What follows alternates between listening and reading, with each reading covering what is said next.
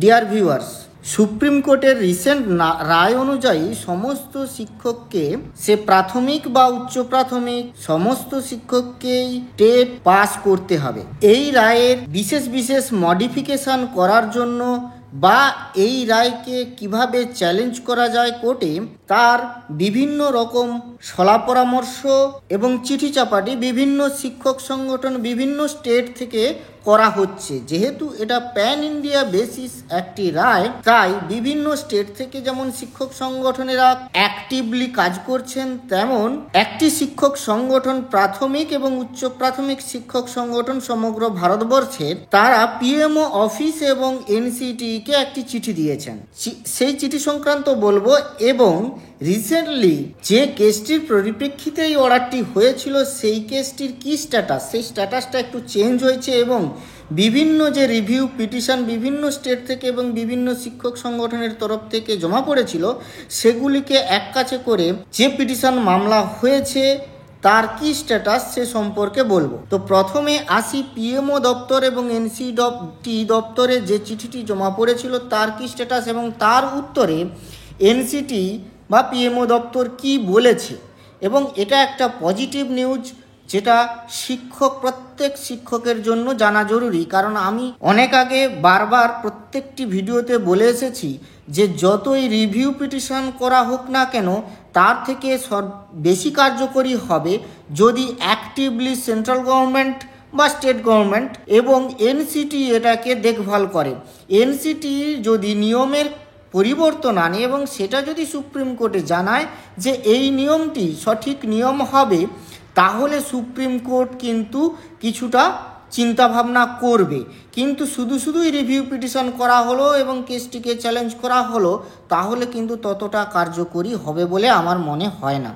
তাই চলুন যে দেখে নিই এনসিটি দপ্তরকে এবং পিএমও দপ্তরকে কি আবেদন করা হয়েছে। মাননীয় প্রধানমন্ত্রীজি, ভারত সরকার, নई दिल्ली। বিষয়, এনসিটি के নোটিফিকেশন দিনাঙ্ক 23/8/2010 অর্থাৎ 23 অগাস্ট 2010-এ এনসিটি যে নোটিফিকেশান দিয়েছিল, আসলে এটিই ছিল তাদের সেই 8টি অ্যাক্টের বেসিসে করা নোটিফিকেশান তথা 12/11/2014 पैरा 4B को आरटी अधिनियम की धारा 23(2) में 23/8/2010 से पूर्व नियुक्त शिक्षकों की सेवा संरक्षित करने हेतु सविनय निवेदन है कि संविधान 86वां संशोधन अधिनियम 2002 द्वारा अनुच्छेद 21 को जोड़े जाने के उपरांत संसद ने वर्ष 2009 में right of children to free and compulsory education act,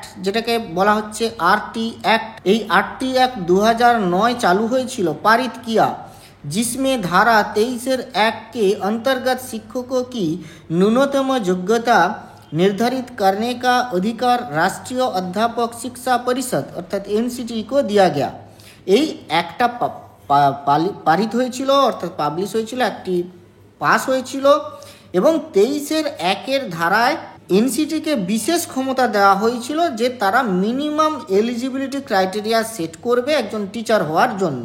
तो इस प्रावधान के तहत एनसीटी ने दिनांक 23/8/2010 को नोटिफिकेशन जारी कर पैरा 4 एवं 5 द्वारा विशेष प्रावधान किए तथा तत्पश्चात 12/11/2014 को पैरा 4B जोड़कर और स्पष्टता दी। মানে 23/8/2010 যে নোটিফিকেশান জারি করে যাতে 4 নম্বর এবং 5 নম্বর ধারা যোগ করে, যেটা এর আগেও তো এনসিটির আসলে এস্টাবলিশমেন্ট অনেক আগে থেকে হয়েছে, সেইটাকে আরও স্পষ্টতা দিয়েছিল।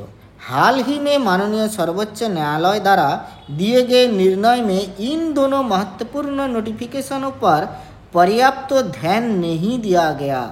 এখানে মেন পয়েন্ট বলা হয়েছে যে সুপ্রিম কোর্ট কিন্তু এই নির্ণয় নেওয়ার জন্য এই নোটিফিকেশনে পর্যাপ্ত ধ্যান দেয়নি। परिणाम स्वरूप विशेषकर उन शिक्षकों के भविष्य को लेकर असमंजस उत्पन्न हो गया है जो 23/8/2010 के पूर्व नियुक्त हुए थे अथवा इस स्थिति के पूर्व प्रकाशित विज्ञापनों में चयनित और नियुक्त हुए।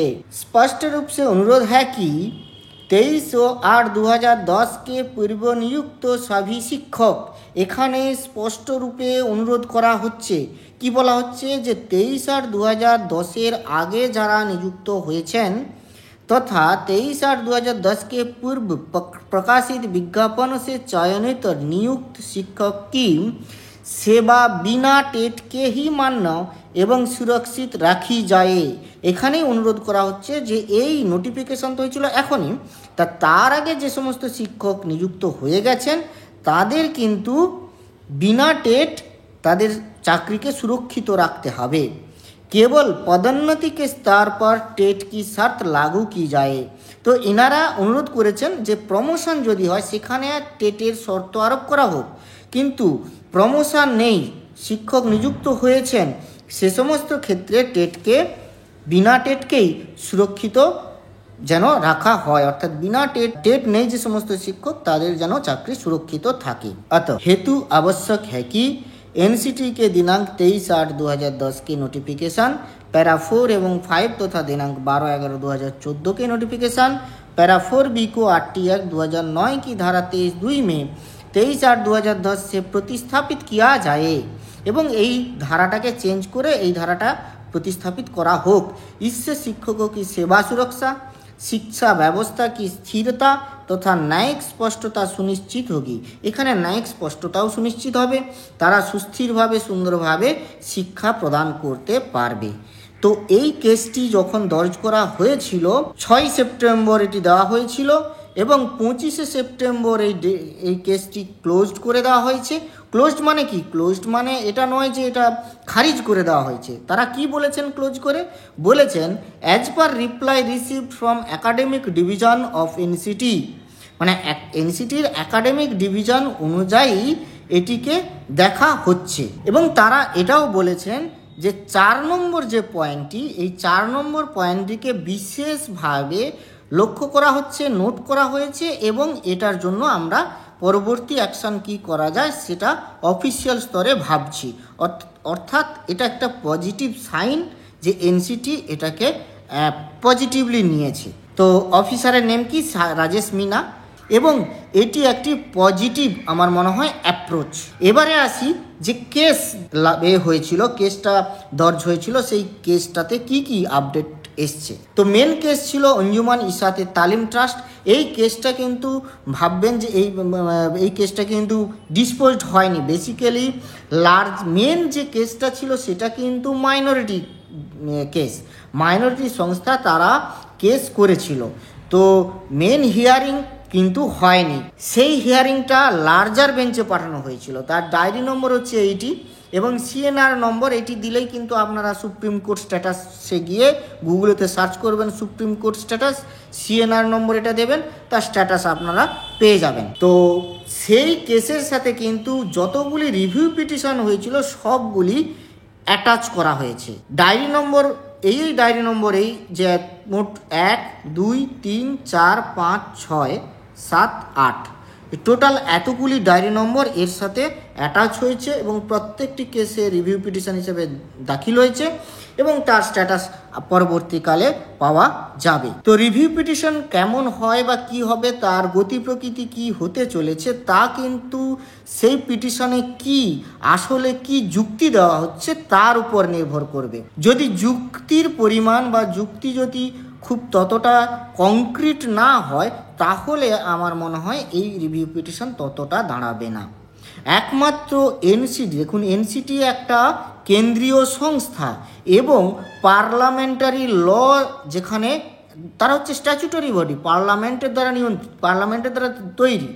তাহলে পার্লামেন্ট যদি এটাকে সায় দেয় এবং এনসিটি সেখানে যদি সম্মতি জানায় যে এই নিয়ম করলে এটা ঠিক হবে, তাহলে কিন্তু সুপ্রিম কোর্টে এটা একটা পজিটিভ অ্যাকশন হতে পারে। তো পরবর্তীকালে কি হয় দেখা যাক। আজকের মতো এইটুকুই, ধন্যবাদ, ভালো থাকবেন।